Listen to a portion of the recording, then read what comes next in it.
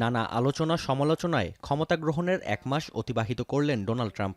মাত্র ৩০ দিনেই নির্বাহী আদেশের বন্যা বইয়ে দিয়েছেন তিনি। সই করেছেন ৬৭টি নির্বাহী আদেশে, যা ৪০ বছরের বেশি সময়ের মধ্যে সর্বোচ্চ। স্থানীয় সময় মঙ্গলবার নতুন করে আরও ২টি নির্বাহী আদেশে সই করেন মার্কিন president.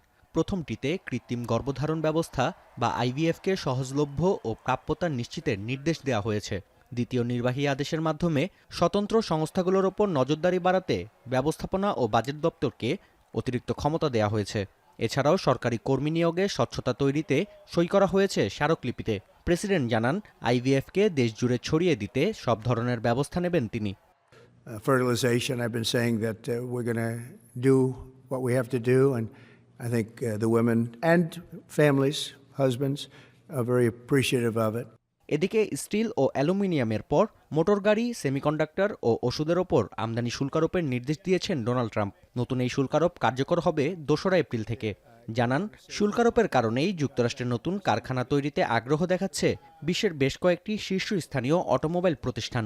I've been contacted by some of the biggest companies in the world, and because of what we're doing economically and through tariffs and taxes and incentives, they want to come back into the United States.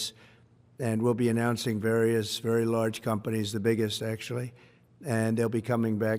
এদিকে সাবেক president Joe বাইডেনের শাসনামলে নিয়োগপ্রাপ্ত attorney জেনারেলদের চাকরিচ্যুত করার নির্দেশ দিয়েছেন Donald Trump. মার্কিন বিচার দপ্তরের মাধ্যমে ইতোমধ্যেই অধিকাংশ রাষ্ট্রীয় কৌঁসুলিদের কাছে এই বার্তা পাঠানো হয়েছে। প্রেসিডেন্টের দাবি, বিচার দপ্তরকে রাজনীতিকরণের মাধ্যমে কলুষিত করেন বাইডেন, যা সংস্কারের মাধ্যমে যুক্তরাষ্ট্রের স্বর্ণযুগ ফিরিয়ে আনা হবে। নাফিয়া আরমান মনন, এখন বিশ্ব। শিয়া বাটার ও ভিটামিন ই সমৃদ্ধ lily glam beauty soap. Lily, always beautiful.